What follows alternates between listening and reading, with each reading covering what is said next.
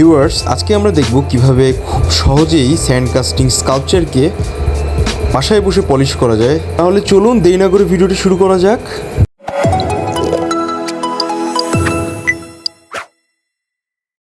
শুভেচ্ছা সবাইকে, আশা করি সবাই অনেক অনেক ভালো। রহমান বিজয় আছে আপনাদের সাথে। তো আজকের ভিডিওটি মূলত শুরু হচ্ছে কোয়ে বাজার, যেখানে আমরা ঢালাই করতে গিয়েছিলাম সেখান থেকে। সবার আগে আমরা আমাদের কাজটি কালেক্ট করি। আমি কাজটি ওয়েট করেছিলাম, সেখানে আমার শিল্পকর্মটির ওয়েট ছিল প্রায় 1 কেজি 100 গ্রাম। তারপর আমরা কাজটি একটু ভালোভাবে দেখে নিই কাজে সব ঠিকঠাক এসেছে নাকি। আজকের ভিডিওটি হচ্ছে মূলত যারা ভাস্কর্য তৃতীয় এবং চতুর্থ বর্ষে পড়াশোনা করছেন, এই পলিশিং পদ্ধতি ব্যবহার করে যে কেউ ভাস্কর্যকে ডিসপ্লে করতে পারেন। সবার আগে আমরা একটি গ্রাইন্ডারের ডিস্ক, একটি চশমা চোখের সাপোর্টের জন্য এবং একটি গ্রাইন্ডারের চাবি কালেক্ট করব। এরপর আমাদের যে বাড়তি ব্রোঞ্জগুলো আছে, আমরা সেই ওয়েস্টেজ ব্রোঞ্জগুলো পরিষ্কার করব। সবার আগে হচ্ছে আমরা আমাদের ডেপথের যে স্পেসগুলো আছে স্কাল্পচারে, সেগুলো হাইলাইট করে সেখানে আমরা কাটা শুরু করব। অবশ্যই কাটার সময় অনেক সাবধানতা অবলম্বন করতে হবে, কারণ অতিরিক্ত সতর্কতার সাথে না কাটলে গ্রাইন্ডারের যে ডিস্কটি আছে সেটি জার্ক করার সম্ভাবনা থাকে। আর সেফটিটি অবশ্যই অবলম্বন করতে হবে। আমরা কিছু অংশ কেটে ফেলছি, পশ্চাদের অংশ আপনারা দেখতে পাচ্ছেন ভিডিওতে, কারণ এই অংশটা হচ্ছে বেশি সামনে। ডেপথে আমরা গিয়েছি, দেখুন অন্য জায়গা থেকে বিষয়টি কতটা ক্লিন লাগছে। এটি কাটা হয়ে যাওয়ার পরে আমরা এখন অন্য স্পেসগুলোয় যাব। এখানে মূলত একটি স্কাল্পচার আছে, যার একটি 2টা ফিগার আর একটি শোয়া অবস্থায় আছে, মা এবং তার বাচ্চাকে প্রকাশ করেছি। যাই হোক, আমরা বাইরের পাশগুলো কাটছি, যেগুলো মোটামুটি কম ডেপথ। সো আপনি যখন ডেপথ নির্বাচন করে করে কাটবেন, জিনিসটি খুবই ভালোভাবে হাইলাইটেড হবে। আপনারা দেখতে পাচ্ছেন ভিউয়ার্স, লোয়ার ডেপথগুলো কাটার পরে স্কাল্পচারটি কিছুটি এরকম দেখাবে স্ক্রিনে। এটি কাটার পরে হচ্ছে অনেক রাফ সারফেসগুলো থাকবে। আমরা পরবর্তী স্টেপে এগুলোকে আরও বেশি পলিশ করব। তার আগে আমরা দেখে নিই যে আমরা আমাদের যে বাড়তি ব্রোঞ্জগুলো এসেছে সেগুলো কাটার পরে কতটা ভালো দেখা যাচ্ছে। আমরা এবার হচ্ছে পায়ের এবং মাথার যে অংশগুলো আছে সেগুলো কাটবো। তবে কাটার আগে একটি কথা বলছি, হাতের সেফটি অবশ্যই মেনটেন করবেন, কারণ গ্রাইন্ডারের যে ডিস্কটি আছে সেটি যদি আপনার হাতে লাগে, আপনার কাটার খুব সম্ভাবনা থাকবে। আমরা যখন মাথার অংশগুলো কাটছি, মাথার যে বাড়তি যে জায়গাগুলো আছে সেগুলো কাটবো। আর অবশ্যই খেয়াল রাখবো যে মাথার যে ফেসটা আছে সেটি আমরা যাতে বের করে দিতে পারি। যেহেতু একটি অ্যাবস্ট্রাক্ট, সো আমি সেটিও বের করে দেওয়ার চেষ্টা করেছি। আর কিছুটা হাইলাইটেড করার জন্য একটু ঘষে দিয়েছি, কারণ ঘষার ফলে হচ্ছে মাথার যে ডাইমেনশনাল যে ব্যাপারগুলো আছে সেগুলো আসবে। আর অবশ্যই মাথায় রাখতে হবে যেন ব্রোঞ্জের যে স্কাল্পচারটি আছে সেটির বাড়তি অংশগুলো না কাটি। আর কাটার পরে জিনিসটি এরকম দেখাবে, অনেকটা রিফ্রেশ হয়ে গিয়েছে। কাটার পর কতটা যে অসাধারণ লাগছে তা আপনারা নিজেরাই পার্থক্য করতে পারবেন সহজে। এই পর্যায়ে আমরা আমাদের ব্রোঞ্জ স্কাল্পচারটি কিভাবে আরও ক্লিন করব সেটি দেখব। ক্লিনে দেওয়া লিকুইড অনুযায়ী আপনারা বানিয়ে নেবেন। পজ করে ভিডিওটি দেখে আসুন। আমাদের একটি পাত্র আর এই লিকুইডটি প্রয়োজন। আপনারা ব্রোঞ্জ স্কাল্পচারটি দেখছেন, সবার আগে হচ্ছে আমরা পাত্রটি নিব যেন ওটা ফাটা না থাকে। ব্রোঞ্জ স্কাল্পচারটি রেখে দিব। রেখে দেওয়ার পর আমরা ভালোভাবে চেক করে নেব ওটা ভালোভাবে যেন এটে সেটে যায়। দেন আমরা লিকুইডটি ধীরে ধীরে ঢালবো। লিকুইডটি অবশ্যই সাবধানতার সাথে নিব, কারণ এটি একটি অ্যাসিড ধরনের লিকুইড। এটি ঢালবো খুব কেয়ারফুলি। যদিও হাতে লাগলে বেশি সমস্যা নাই, তবে দেরি পর্যন্ত যদি হাতটি রাখা হয় লিকুইডে, তাহলে আপনার হাতটি ক্ষয় হওয়ার সম্ভাবনা থাকে। যেহেতু একটি ভালো এক্সপেরিমেন্টাল কাজ, আপনারা দেখতে পাচ্ছেন কত সুন্দর নীল রঙের হচ্ছে এই লিকুইডটি। আমরা অবশ্যই হচ্ছে একটি লং টাইম জুড়ে রেখে দিব আর নষ্ট লিকুইডটি ফেলে দিব। সবার আগে হচ্ছে আমরা পলিশিং করার আগে এই বিষয়টি ভালোভাবে লক্ষ্য করব। আপনারা দেখতে পাচ্ছেন যে আমাদের লিকুইডটি প্রায় 1 দিনের মতো ডুবে ছিল। মজার বিষয়টি এখনই ঘটতে যাচ্ছে, কারণ আমরা লিকুইড থেকে স্কাল্পচারটি তুলছি। আপনারা দেখুন যে পানির রঙটি একটু ফেড হয়ে গিয়েছে, আর স্কাল্পচারটিও দেখা যাচ্ছে যে ফেড কালার। দেখুন একটি অন্যরকম কালার এসেছে, কারণ এই লিকুইডটি দেওয়ার কারণে। ব্রোঞ্জের পাতিনা প্রসেসে অনেক ধরনের কালার আনা সম্ভব ব্রোঞ্জে, তবে এটি একটু ফেড টাইপের কালার। যেহেতু এটি আমার পছন্দের, সো আমি এভাবেই করার চেষ্টা করেছি। আপনারা যদি ব্রোঞ্জের আরও বিভিন্ন ধরনের কালারের পাতিনা প্রসেসের যে ভিডিওগুলি আছে দেখতে চান, তাহলে অবশ্যই লাইক, কমেন্ট, শেয়ার এবং সাবস্ক্রাইব করে আমাদের সাথেই থাকুন। So viewers, back to the video. আপনারা দেখতে পাচ্ছেন যে এই কালারটি কতটা লাইন আপ করেছে আমাদের ব্রোঞ্জ স্কাল্পচারটিকে।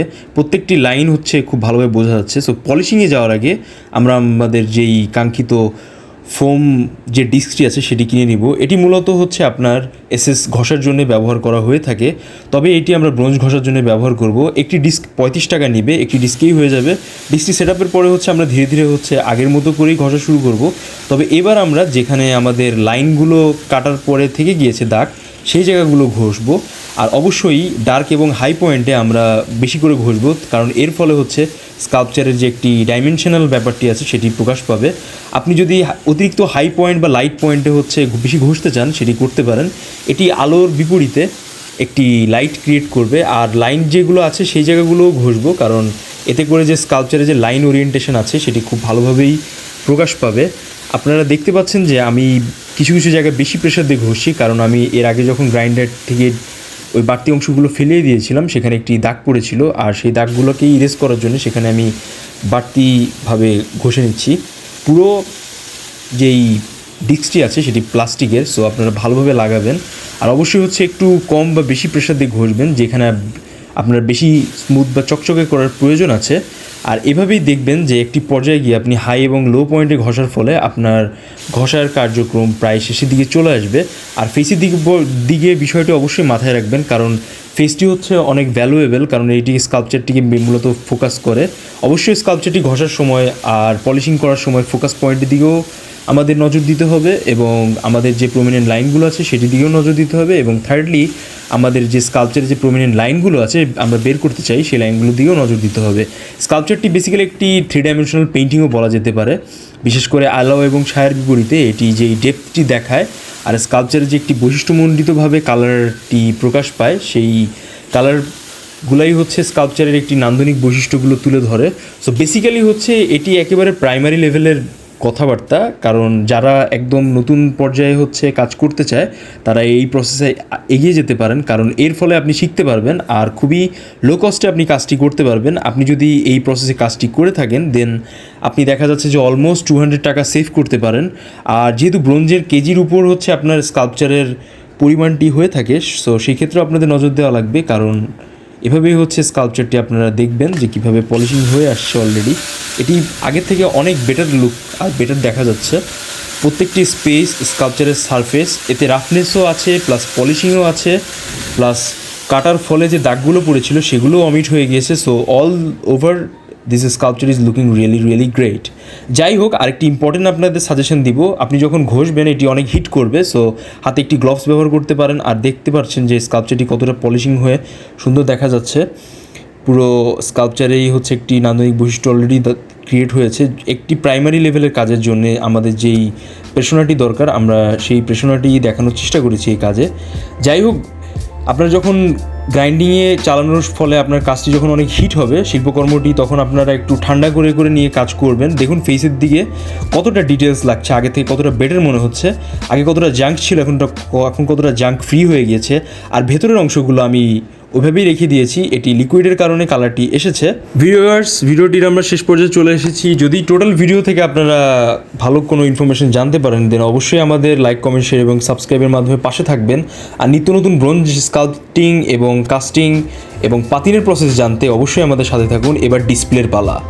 ডিসপ্লে আমরা র্যান্ডমলি করছি জাস্ট দেখানোর জন্য জিনিসটা কতটা গর্জিয়াস লাগছে, কিন্তু ডিসপ্লে নিয়ে যদি আলাদা ভিডিও পেতে চান তাহলে অবশ্যই আমাদের চ্যানেলে কমেন্টস বক্সে জানান যে কেমন টাইপের ভিডিও দেখতে চান। সবার আগে আমাদের যেই বডি সেফটি আছে সেটি মেনটেন করতে হবে। এর জন্য আমাদের সবার আগে প্রয়োজন আমাদের হাতের, এবং ব্রোঞ্জ যেহেতু একটি গরম হওয়ার ঝামেলা থাকে অতিরিক্ত গ্রাইন্ডিং চালানোর ক্ষেত্রে, সেই ক্ষেত্রে আমাদের অবশ্যই হাতের সেফটিটা খুবই ইম্পর্টেন্ট আর মেনটেন করতে হবে। আপনারা আমার বাম হাতে যে স্ক্র্যাচটি দেখতে পাচ্ছেন এটি আমার গ্রাইন্ডিং থেকে কাটার সময়ই হয়েছিল। সো সেফটি আপনাকে অবশ্যই অনেক দক্ষ হতে হবে যদি আপনি গ্রাইন্ডিংটি ভালোভাবে চালাতে চান। এই জন্য অবশ্যই আস্তে আস্তে ধীরে ধীরে কাজ করতে হবে প্র্যাকটিসের জন্যে।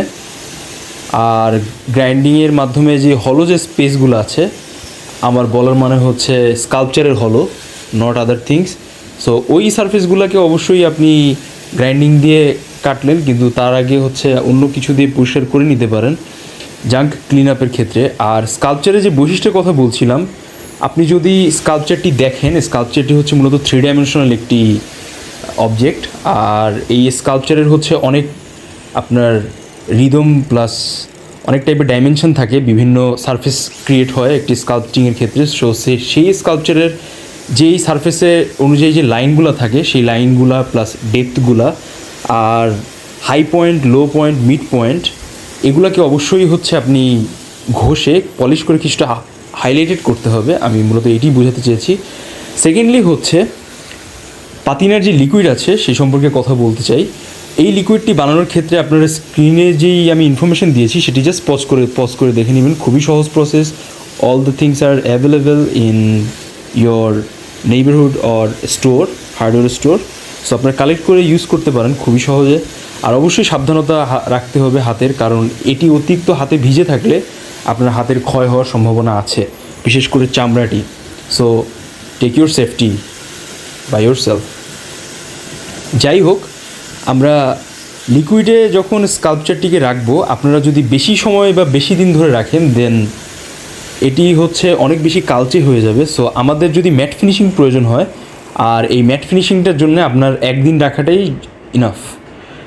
আপনারা হচ্ছে একদিন রেখে তুলে নিতে পারেন, দেন নেক্সট স্টেপে আপনারা হচ্ছে ঘষে আরও বিষয়টিকে পাকাপোক্ত করতে পারেন, আরও বেশি গর্জিয়াস করতে পারেন। অবশ্যই মাথায় রাখবেন আপনার ম্যাকেট করা যেই ফর্মটি ছিল স্কাল্পচারের, সেই ফর্মটি যেন বেশি নষ্ট না হয়।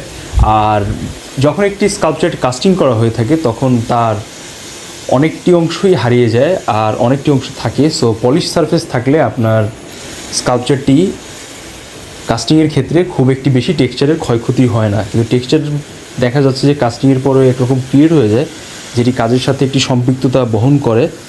আর যখন আপনি জাঙ্কগুলো ছাড়াবেন, অবশ্যই হচ্ছে জাঙ্কের যেই স্পেসগুলো আছে যেখান থেকে মোল্ড দেওয়া হয়েছিল সেই জায়গাগুলোকে আপনি ভালোভাবে স্মুথ করে স্কাল্পচারের সাথে মিলিয়ে দেবেন। এতে করে যে বিষয়টি হবে যে ডার্ক এবং লাইট পয়েন্টের কারণে আপনার স্কাল্পচারটি আলাদা হবে, আর স্কাল্পচারটির লাইনগুলো যখন প্রমিনেন্ট বোঝা যাবে পলিশের কারণে, তখন স্কাল্পচারটি আরও বেশি গর্জিয়াস বা নান্দনিক লুক যেটা আমরা বলি না কেন, সেই লুকটি দেখা দেবে। সো এটি ছিল একটি ওভারভিউ, মোটামুটি সতর্কতা, স্কাল্পচারের বৈশিষ্ট্য বিশেষ করে ব্রোঞ্জের ক্ষেত্রে, আর কিভাবে আপনি কি ব্যবহার করতে পারেন।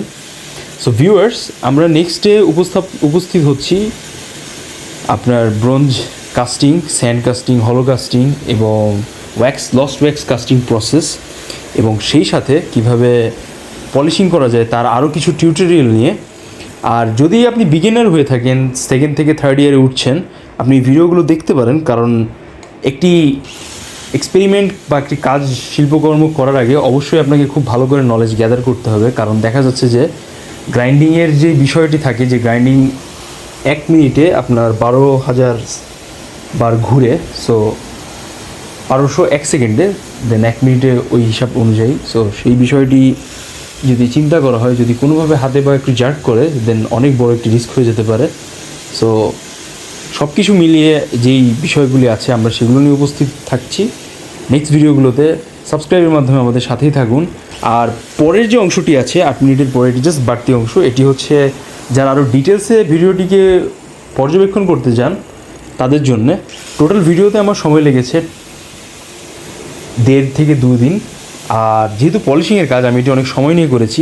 আরেকটি গুরুত্বপূর্ণ কথা আপনাদের বলতে চাচ্ছি, আপনি যখন আপনার রড কাটার ডিস্ক দিয়ে ব্রোঞ্জের বাড়তি অংশগুলো কাটবেন, তখন অনেক ছোট ছোট ক্ষুদ্র ক্ষুদ্র দানা দানা ব্রোঞ্জের যে টুকরা আছে, যেই এক্সট্রা যেই ডাস্ট আছে, সেই ডাস্টগুলো হচ্ছে বাতাসে ভাসবে। আর সেই ভাসার কারণেই দেখা যাচ্ছে যে আপনার নাকের ভেতর যেতে পারে, দেন ফুসফুসে যেতে পারে, চোখে যেতে পারে। সো এই দানাগুলো হচ্ছে অনেক ক্ষতিকর, কারণ এটি হচ্ছে পিওর ব্রোঞ্জ। আর এটার জন্যেই আমাদের ফেস এবং চোখের একটি সেফটি মেনটেন করাটা খুবই জরুরি। আর কাজের সময় ডিস্ক ব্যবহারের ক্ষেত্রেও সাবধানতা থাকতে হবে, কারণ ডিস্কটি এমনভাবে কাটতে হবে যেন ওই যেই ডাস্টগুলো আছে সেটি আপনার দিকে না আসে, কারণ এটি হচ্ছে খুবই ভারী। আর ব্রোঞ্জ যেহেতু একটি ধাতব পদার্থ, সো এটি গরম হয় অনেক বেশি পরিমাণে, আর এই গরমের কারণেই হচ্ছে ব্রোঞ্জটি অনেক ঝামেলা ক্রিয়েট করে। যাই হোক ভিউয়ার্স, পরের বাড়তি অংশটি হচ্ছে এক্সট্রা টিপস আপনাদের জন্য। যদি ভিডিওটি ভালো লেগে থাকে, আবারও নেক্সট ভিডিও দেখার আমন্ত্রণ রইল। সেই পর্যন্ত সবাইকে সাবস্ক্রাইব করার জন্য জানাচ্ছি, আর পুরো ভিডিওতে আমাদের থাকার জন্য সবাইকে অনেক অনেক ধন্যবাদ। দেখা হবে অন্য কোনো ভিডিওতে। টাটা।